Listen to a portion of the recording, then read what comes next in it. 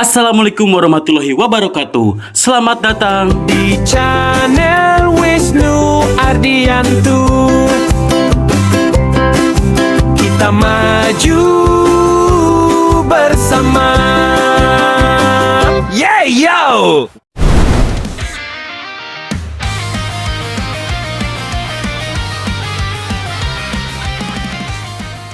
Halo semuanya, kembali lagi ke channel Wisnu Ardianto. Di balik gemerlapnya petarung besar dunia ninja, di balik nama-nama legendaris seperti Naruto, Sasuke, atau Kakashi, ada satu sosok yang jarang diceritakan, tenang, misterius. Namun, menjadi penopang tanpa suara dalam banyak pertempuran besar. Seorang prajurit bayangan yang memegang kekuatan Hokage pertama. Inilah perjalanan panjang Yamato, mantan Anbu yang hidupnya dibangun bukan oleh takdir, tapi oleh eksperimen gelap Orochimaru.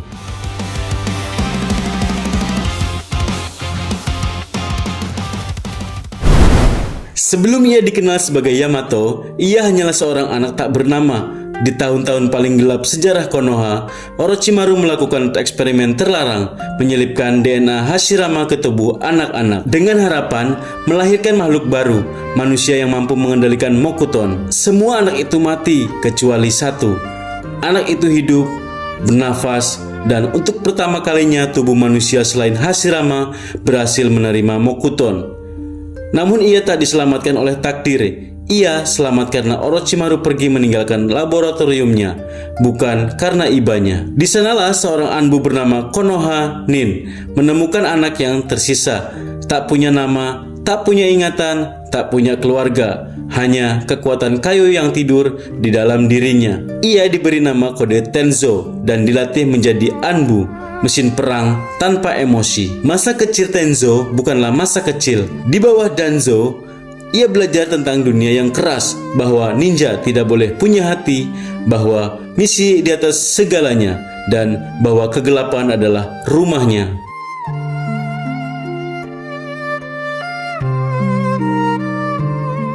Tapi hidupnya berubah saat ia dipindahkan ke unit Anbu di bawah Hatake Kakashi.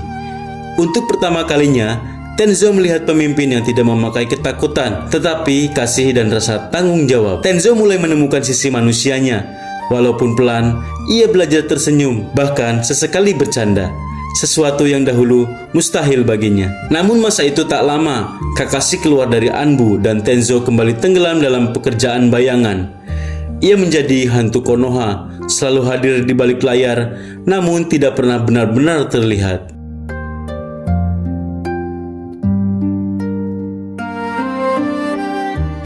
Waktu berlalu, Naruto kembali ke desa setelah 3 tahun latihan bersama Jiraiya. Namun masalah besar muncul. Kakashi terluka parah karena membangkitkan Mangekyo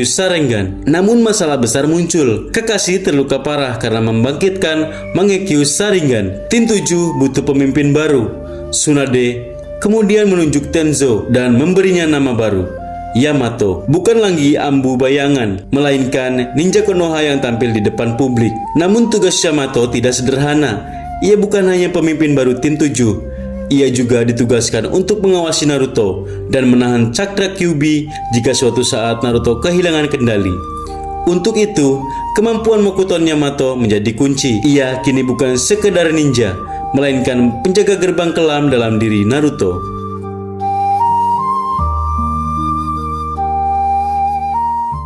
Pertama kali memimpin Naruto dan Sakura, Yamato langsung dihadapkan pada masalah. Sai, anggota baru, muncul dengan sikap dingin dan kata-kata menusuk. Naruto marah, Sakura benci, dan tim 7 mulai pecah. Tapi Yamato tidak marah, ia tetap tenang karena ia tahu peran seorang pemimpin bukan menjerit, tetapi merangkul. Dengan gaya uniknya, sering memakai wajah horor untuk memeringatkan Naruto dan Sai, Yamato perlahan menyatukan tim 7 yang tercerai-berai itu. Di balik ketenangannya, ia adalah pemimpin yang peduli. Namun ujian sesungguhnya datang di jembatan Tenchi. Saat Naruto melihat Orochimaru, Kyuubi di dalam tubuhnya meledak.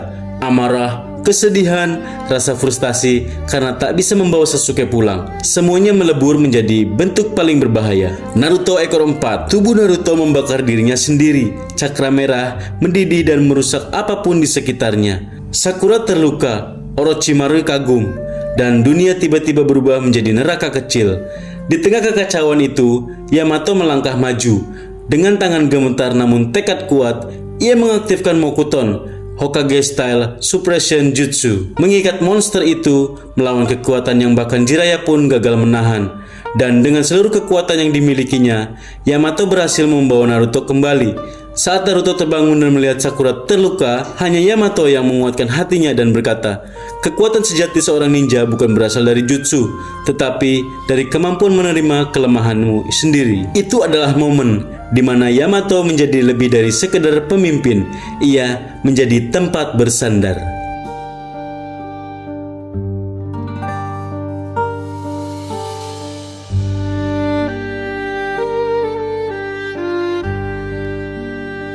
Ketika Kakashi kembali, Yamato tidak hilang begitu saja. Ia membantu latihan besar, membentuk jutsu paling mematikan Naruto saat itu, Rasen Shuriken. Naruto berlatih keras, dan Yamato terus menahan cakra Kyuubi agar tidak meledak. Tanpa kehadiran Yamato, latihan itu mustahil dilakukan. Ia adalah penopang diam, tenang di belakang layar, namun memiliki peran vital. Saat Pain menyerang Konoha, Yamato sedang menjalankan misi jauh. Ketika ia kembali, desa yang selama ini ia lindungi tinggal puing dan debu. Ia berlari, menelusuri reruntuhan, mencari Naruto, Sakura, dan Kakashi. Namun, hanya kehancuran yang menyambutnya. Disinilah sisi manusia Yamato begitu terasa. Suara lembutnya bergetar. Ia tidak menjerit, tapi kita bisa merasakan hancurnya hatinya. Setelah serangan terakhir, Yamato membantu membangun kembali Konoha dengan kemampuan Mokutonnya, sebuah simbol harapan baru.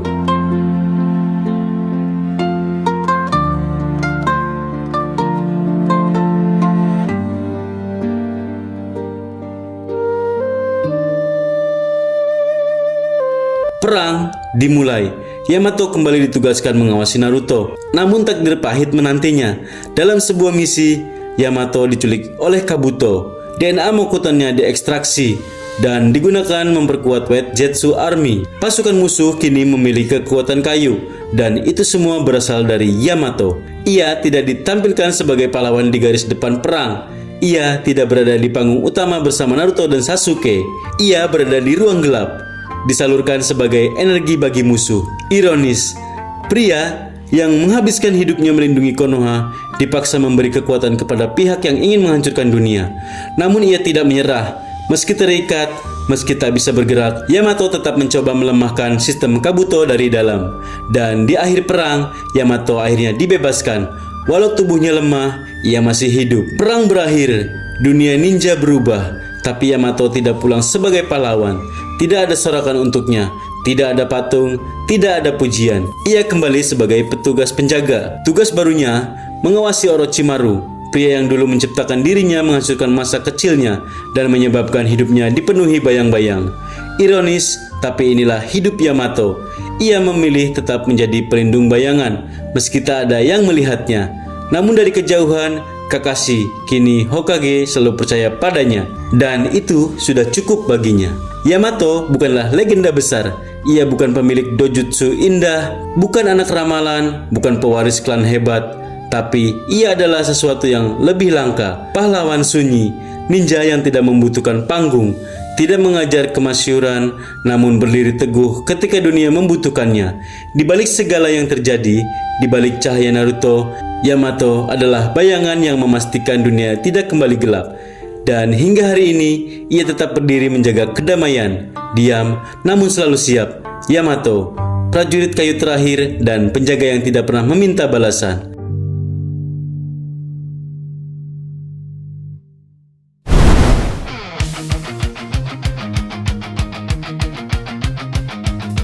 Sekian untuk video hari ini. Jangan lupa like, komen, dan subscribe kalau kamu suka dengan video ini. Sampai jumpa di video berikutnya dan wassalamualaikum warahmatullahi wabarakatuh.